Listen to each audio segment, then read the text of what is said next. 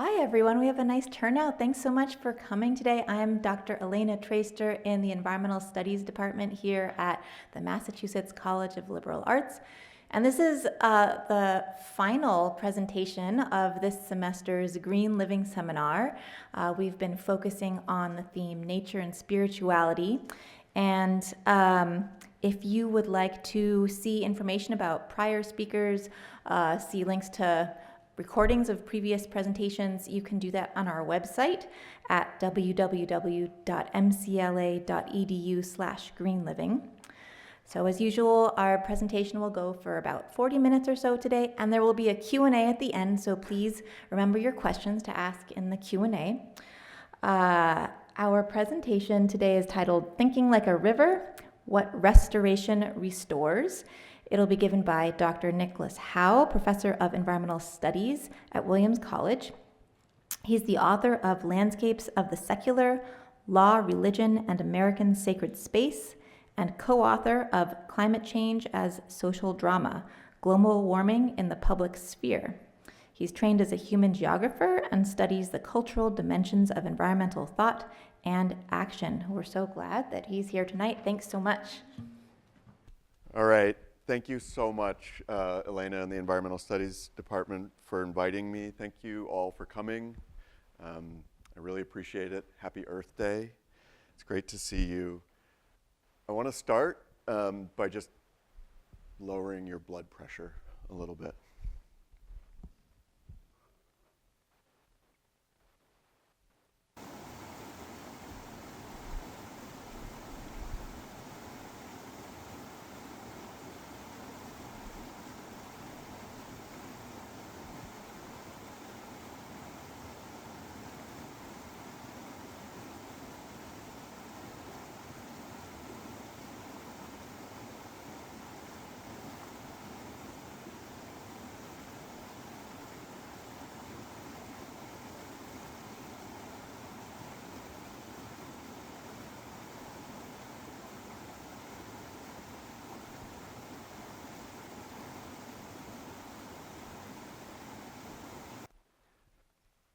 My students at Williams know I like to make people stare at things for uncomfortably long times.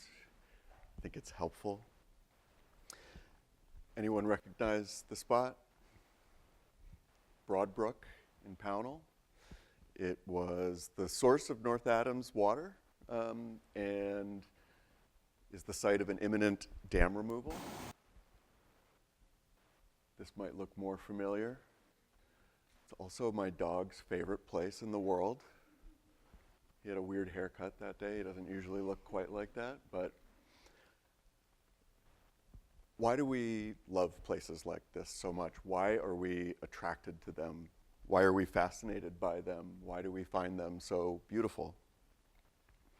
One answer that you'll often hear from environmentalists is that rivers are good for the soul, that they help us feel more spiritually connected.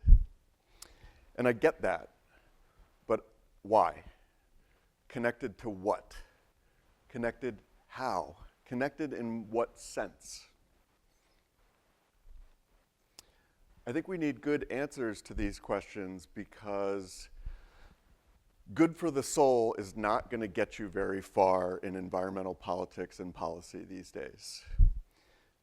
It's too easy to dismiss talk about spirituality as just navel-gazing, woo-woo, whatever.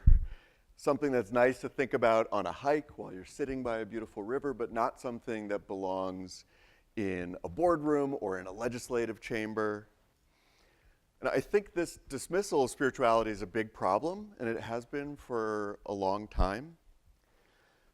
Among other things, it allows people to reduce some of our most deeply felt environmental values to pretty superficial concepts like aesthetic preferences or sense of place. I think that spiritual values need a stronger defense. And rivers are a great place to start because if you think about it, there isn't really any part of the natural world that has been more universally spiritualized, if I can put it that way, than rivers. So for the past number of years, I've been trying to answer the question, what does it mean to connect with a river?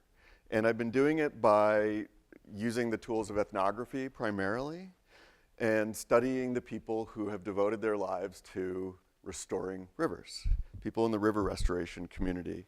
I'll just call them river people or restorationists for short.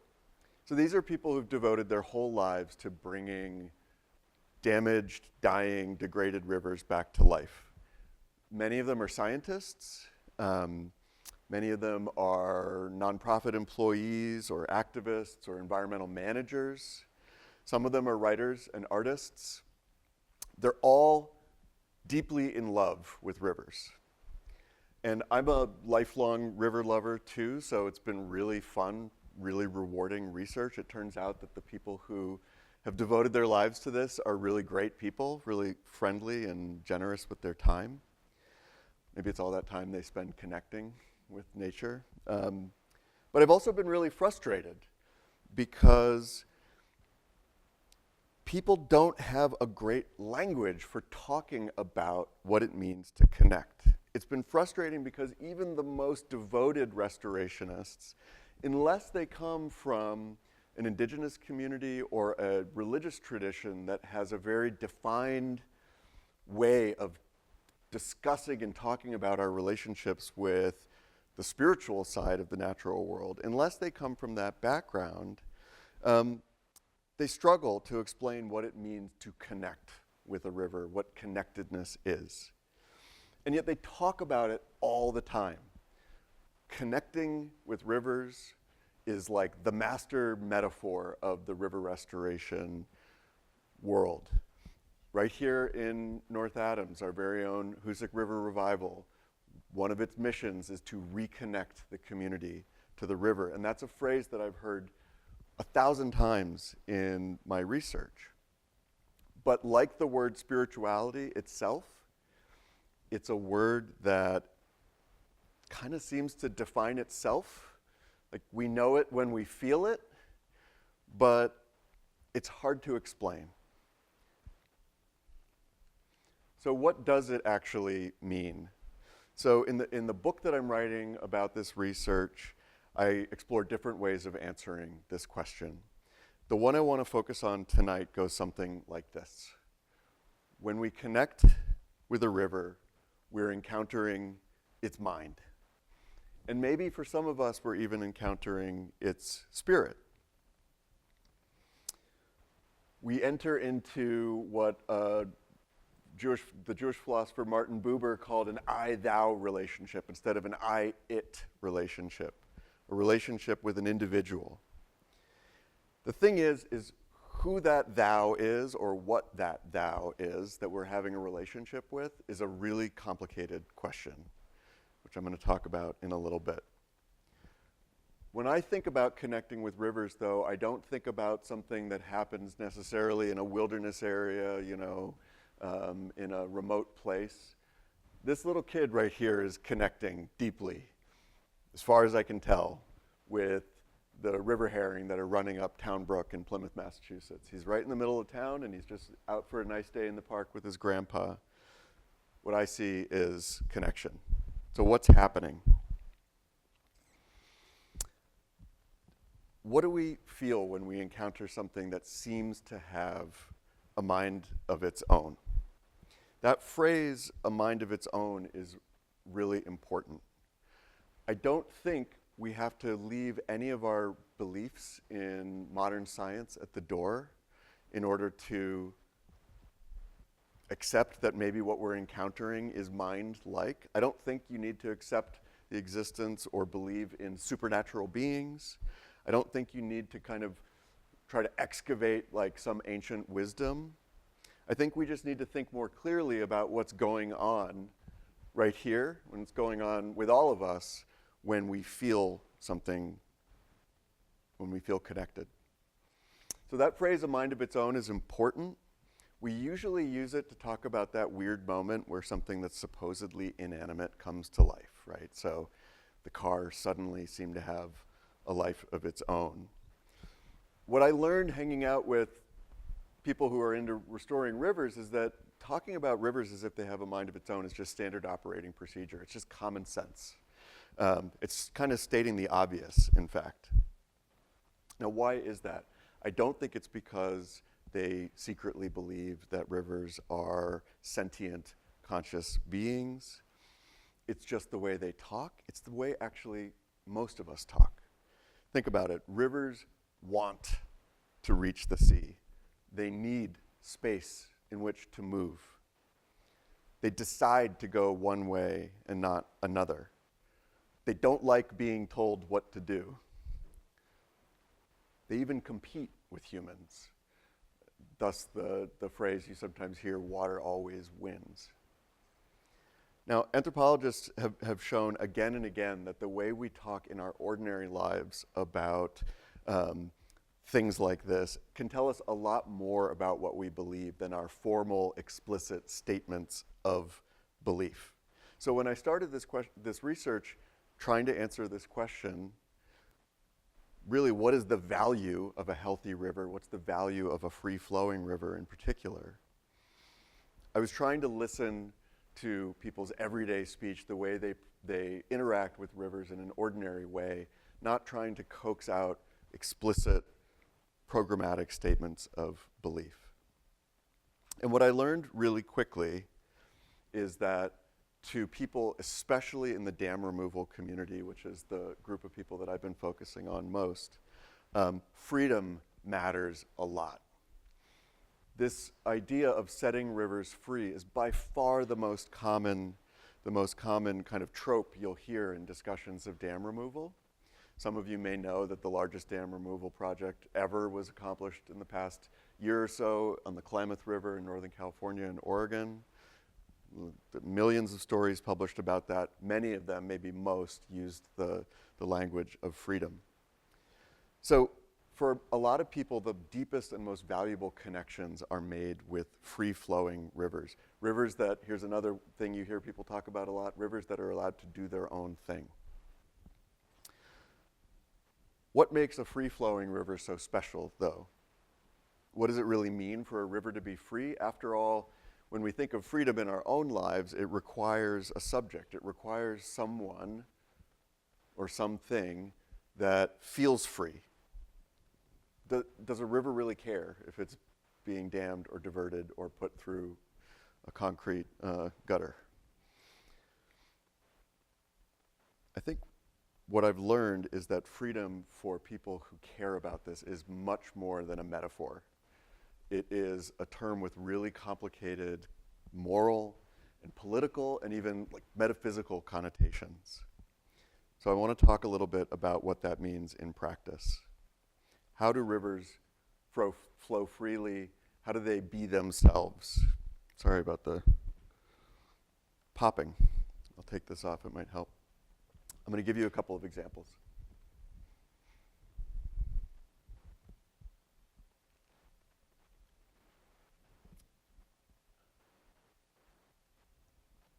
This is 2018.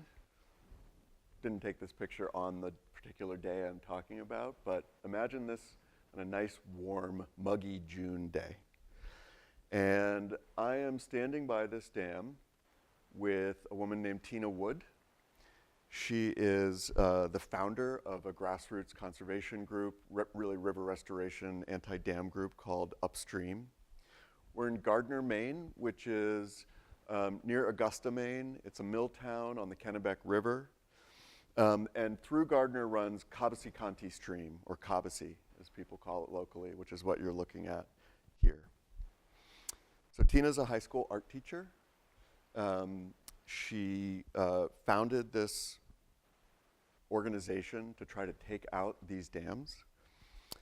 And she has a kind of unconventional leadership style. She uses a lot of art and collaborates a lot with school kids, gets a lot of workshops going in town to draw attention to the alewives, which are the river herring species that they're most focused on bringing back to Cobbessy Stream. And she's having a lot of success. She's bringing a new coalition of community leaders, politicians, conservation groups, and others to revisit this issue, which has been simmering for many, many years. So Cobbossee Stream drops about 100 feet over a mile before it reaches the Kennebec. And there were about 9 stone dams. There were paper mills, there were lots of different factories blocking Cobbossee Stream. Cobbossee used to be an incredibly important spawning ground for Atlantic salmon, for sturgeon, for alewives, for shad, for eels. In fact, Cobbossee County means place of the sturgeon in Wabanaki.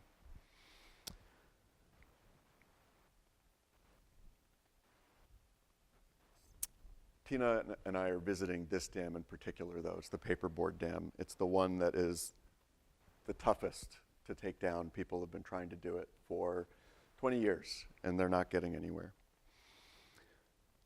What Tina wants to talk about when we're here, though, is the abundance of the stream and the potential life that taking the dam down could bring back. She has this very unapologetically idealistic, positive vision. She talks about the community coming together for alewife festivals, kids having access to the stream, parks, trails. She even envisions a commercial fishing operation, which is something that's been really beneficial for some towns where they can harvest alewives to sell as lobster bait. She's got this really positive utopian picture of what could happen if they restore this stream. So she tells me it's all about claiming our stream and having it abundant again. People are interested in that, and they're fascinated with migration. And despite the ruined mill around the dam and the signs of disrepair, there's abundance everywhere. You can see there's an osprey nest at the top of that pole right there. There's a great blue heron waiting around while we're talking. There's all these different animals that have come to feed on the alewives that are stacked up behind the dam. She really wants me to see that, not to see this. The Kennebec itself has come back to life in recent years. The largest dam removal, the first big dam removal in American history was on the Kennebec in the late 1990s. It was a river that was declared biologically dead in the 1960s. And since the dam came out and since the water quality has improved for lots of reasons, including the Clean Water Act, the fish have come back in incredible numbers. And it's kind of a local pastime to go out and watch the sturgeon jump in the summertime. And you got to imagine this is a 10-foot long fish. So when it comes out of the water, it makes a big sound, and it's really exciting. If it happens right next to your canoe, as it's happened to me on numerous occasions, it's a little less fun and a little more scary. So these are the most endangered species on the planet, and I'm not just talking fish. The IUCN has listed sturgeon as the most threatened species on their list, on their red list. So to have them back is a really big deal, and they actually spawned the year before in Cobbossee County for the first time in probably 150 years.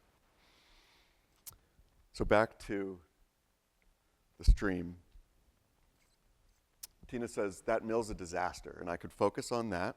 I could be railing at City Hall, but the stream is there, it's beautiful, and you can relate to that, and you can want to make it better. She wasn't an activist before she started this work. She was actually completing her certification as a Maine Master Naturalist, and to do that, she had to spend a year at one spot observing everything. So she chose the stream. In fact, she chose this spot right here. I thought all the wildlife was just happening on its own, she explains. I wasn't connecting it to the river so much. But then in the winter, when all the vegetation died away and there was the stream and there was still abundant life happening, I was like, oh my gosh, it's the stream. It's what brings all of the life here. She's relentlessly positive in spite of all the challenges that are facing her with this. She knows that it could take another 10 years, 20 years for this to come out, but she is incredibly positive about it. She likes to refer to the stream as a who, usually, not as an it. So I ask her what gives her so much hope, and she just like laughs. She says, the renewal of the stream. The stream is so powerful, it's renewed itself without our help. It's so hopeful to see that a stream that was diverted, covered, dammed 9 times can restore itself and bring life back to a community. How marvelous is that? Okay, we're going to go now 3,000 miles to the east to the Highlands of Scotland.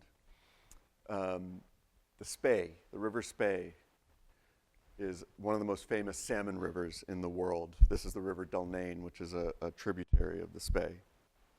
And I'm visiting a small tributary of the Dalnain called Alt-Lorgie. I'm there with a river restoration expert, a geomorphologist who has a firm that restores rivers. I'll just call him Craig, and a fisheries manager, Douglas, who's in charge of monitoring and helping the salmon population. Now, the Highlands might not be the first place that comes to mind when you think of damaged, degraded, dying rivers, but in many ways their rivers are in worse shape than ours. And if you think about it, it's not that complicated. A river isn't just water flowing through a channel. Elena knows this better than anyone. It's the forest growing alongside the river as well. And they cut down all of their forests a long, long time ago. And they also straightened their streams and put embankments next to them and turned them into really tough places for wildlife to flourish. So this is Alt-Lorgie. Alt means burn or stream in Gaelic. This was once a really important spawning ground for the River Spey salmon. And as you can see, everything was cleared off around it. The stream was straightened, channelized. You can't see as well here, but they built dikes alongside it. And not surprisingly, fish numbers started to go way, way down. They were not seeing spawning salmon there the way they wanted to. And so they decided to try something that was really radical in the UK at the time, which is called a stage 0 restoration. It was the first one in Britain. A lot of traditional river restoration tries to bring a river back to a reference state that was like maybe 100 years ago, 50 years ago. Stage 0 is a lot more radical. They're trying to aim for a totally undisturbed kind of primordial reference state. Bring the river back to the way it was before people were around, to give the river a blank slate so that it can just do what it wants to do. Now, this is obviously not a practical thing to do in most places where people live. Just letting rivers go where they want to go, even though it's kind of one of the most important things we can do. Most places, we've been developing our societies for centuries around stable, single-thread channels. We need to know where we can put buildings. And so just letting it rip is not really an option, but they found a place here where they could do it. Extremely exciting for people over there who had never done this kind of work before. So when I'm touring the stream with these guys, it's sort of like I'm out there with museum curators with very strong Scottish accents, showing me the works of art in their exhibition that they're just so excited about. They're so thrilled to show me.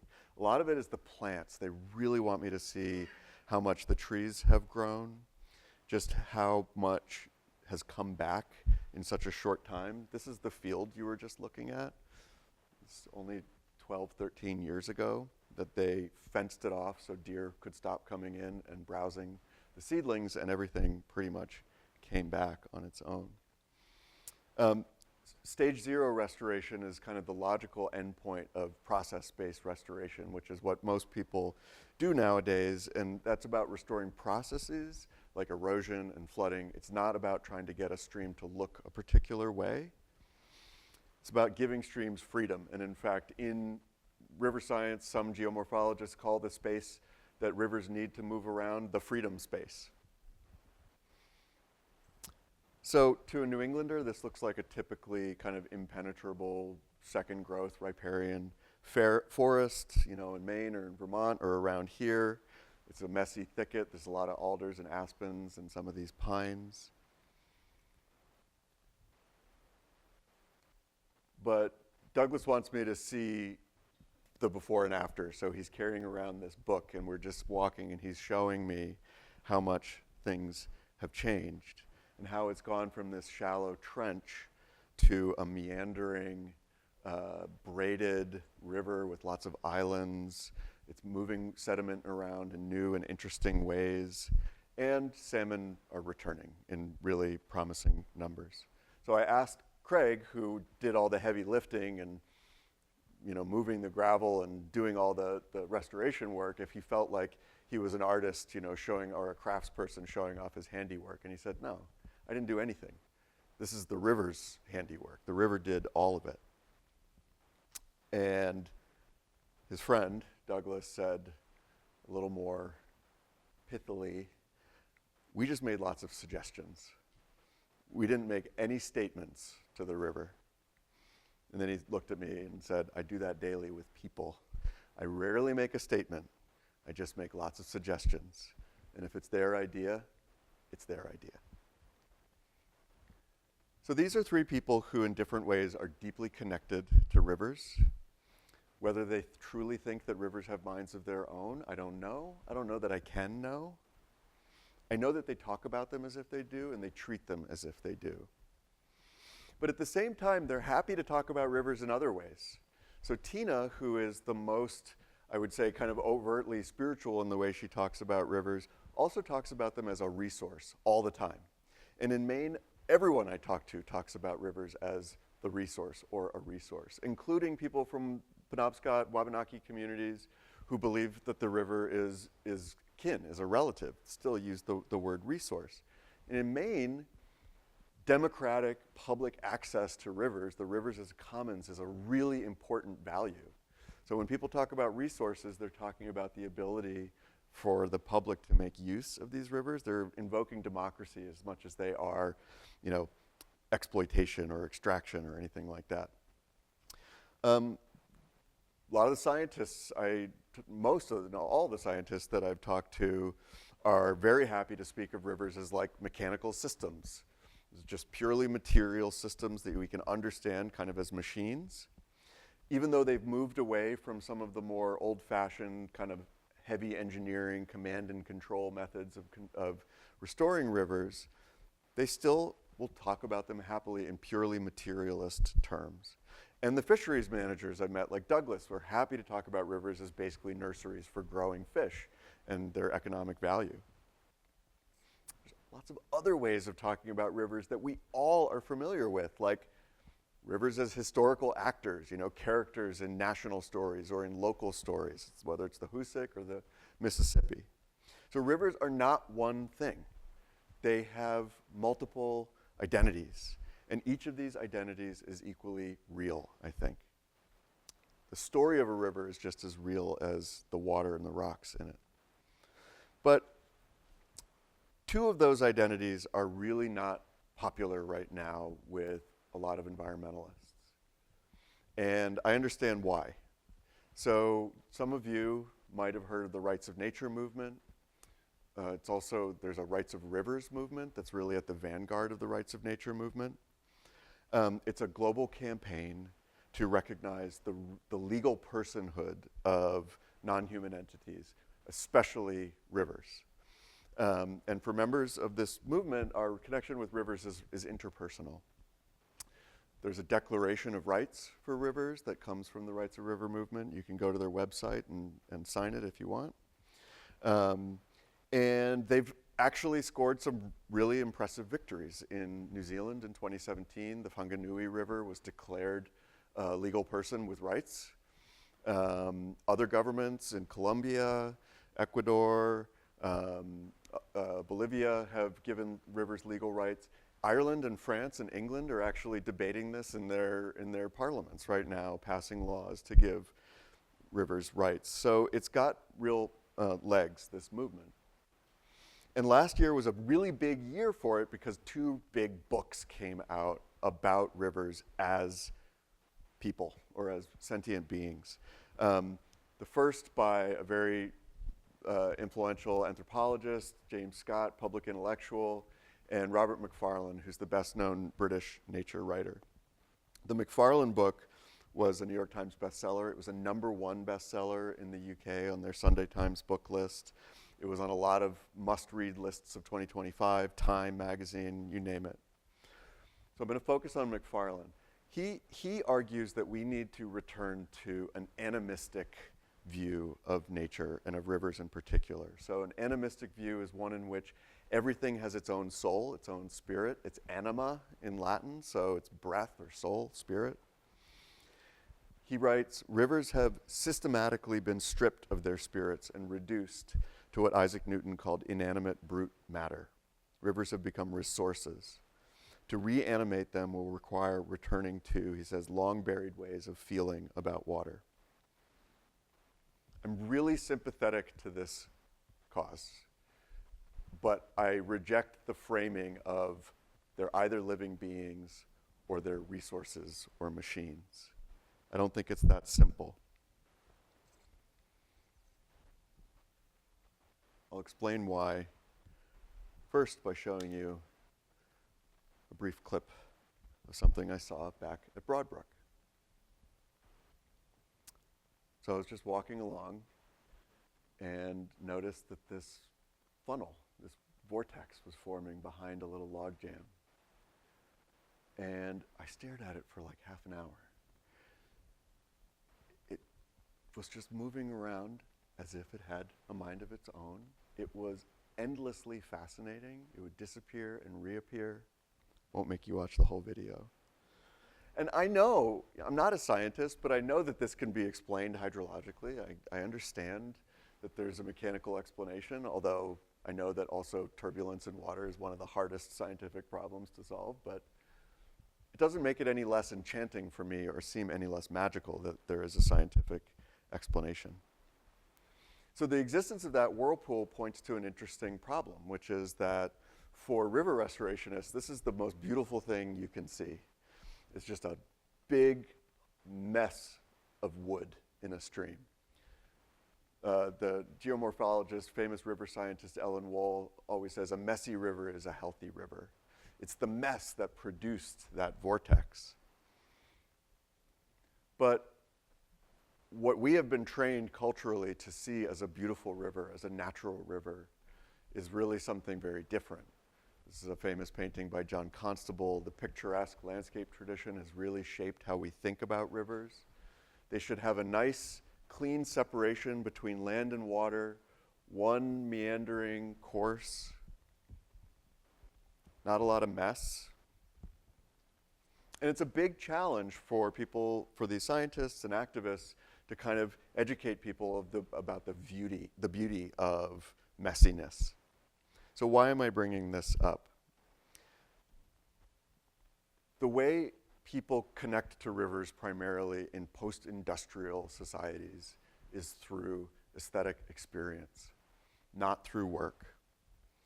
That is how people, generally speaking, connect. It's through these moments of awe and wonder and delight that we feel when we're in the presence of something that seems to have a mind of its own.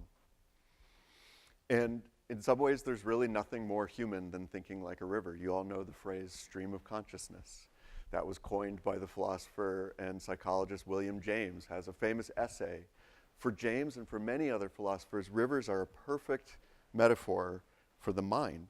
And for some, it's not even a metaphor. There are philosophers today who argue that you can understand consciousness and the human mind basically as a manifestation of the same kinds of metaphysics that create rivers. My favorite river poet, Alice Oswald, has a better way, I think, of putting this. I think artists usually do.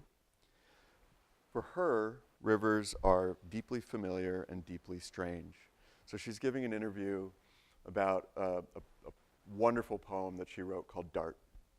I suppose that my poetry has always been a growing attempt to encounter something that's not myself and that's not like myself. What I love about water is that it's evidently not human, nor is it animal or even vegetable, but it does seem to have an intelligence. It reflects you back and seems to have a voice, a narrative voice. It sometimes has a beginning and an end, sometimes throws you into formlessness. It challenges all my edges and understandings, but also offers me a way of looking at looking. I suppose. Dart is an ethnographic poem. She interviewed all these ordinary people who lived along the River Dart in Devon, England, and then took all of the things that they said and wove them into the poem. So they're the speakers in the poem. But they're also speaking alongside river gods, spirits, ghosts. The river itself sometimes comes in and speaks. I think we should celebrate that kind of multiplicity and not try to decide that it's one or the other. I think the mystery of the fact that rivers can be all of these different things is really wonderful. And if you make a programmatic statement, like a river is just a physical system, it's a machine, or it's a living being and it has a soul, you're closing down some of the opportunity for a more pluralistic way of thinking about these things. It doesn't mean that you can't say true or false things about them. It just means that something that is true in one domain, like ecology, may not be true in another, spirituality. But that's fine. It's wonderful. It should be like that. Okay, so what is the value of a free-flowing river? I've been saying that for many years, and I still can't get it quite out. There are many different answers to that question. As I'm wrapping up the talk, you might be wondering why an environmental studies professor hasn't mentioned the fact that there are some big environmental problems that rivers are facing. Freshwater ecosystems are the most messed up in the world by many people's accounting. They're in really, really bad shape, and particularly migratory fish. So there's been an 84% decrease in freshwater biota globally since 1970. And for fish like salmon and sturgeon and alewives, it's really bad. So a couple of well-known biologists used records going back to the 19th century and found that of 35 species of migratory fish, diadromous fish, so fish that run up rivers to spawn or run down rivers to the ocean to spawn, that out of 35 of them, 13 had declined by 98%, and another 11 by over 90%. So it's not just that they're disappearing, it's like they're almost gone in many places.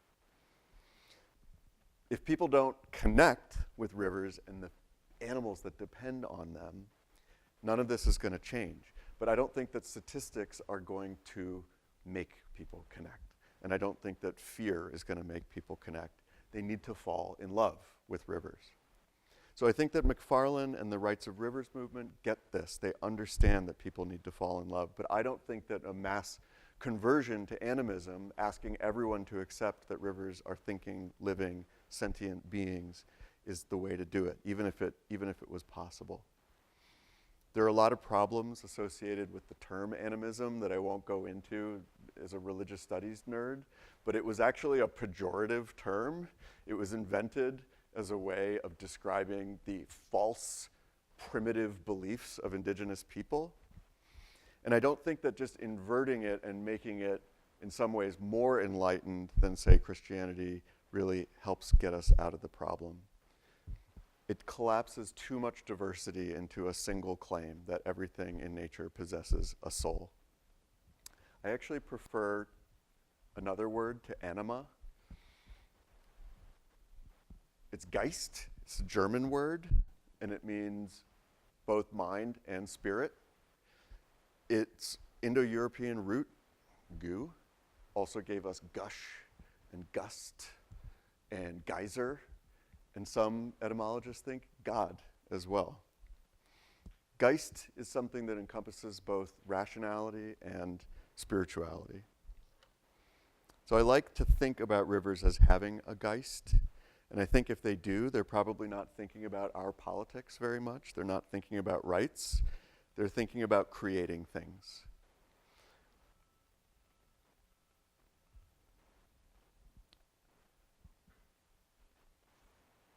The very end of his book and the very end of my talk, McFarlane, I think, understands that what a river is much less important than the experience we have of relating to it, of connecting to it.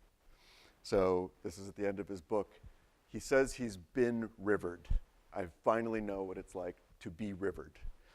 He says, faced with a river, as with a god, apprehension splinters into apophysis. Deixis is dismantled. The alien will not be articulated. Yes, he's a very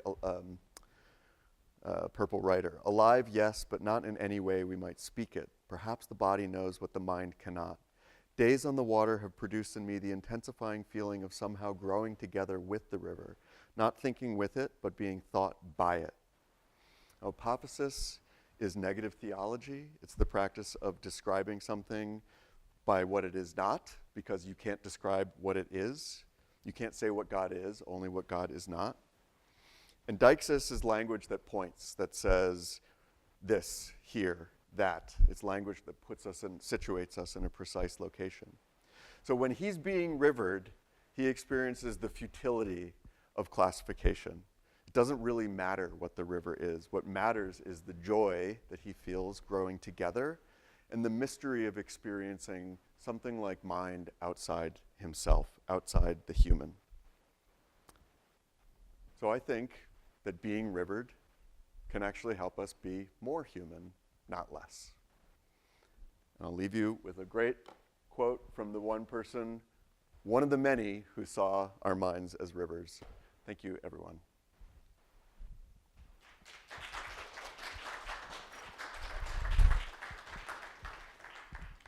Okay, thanks a lot.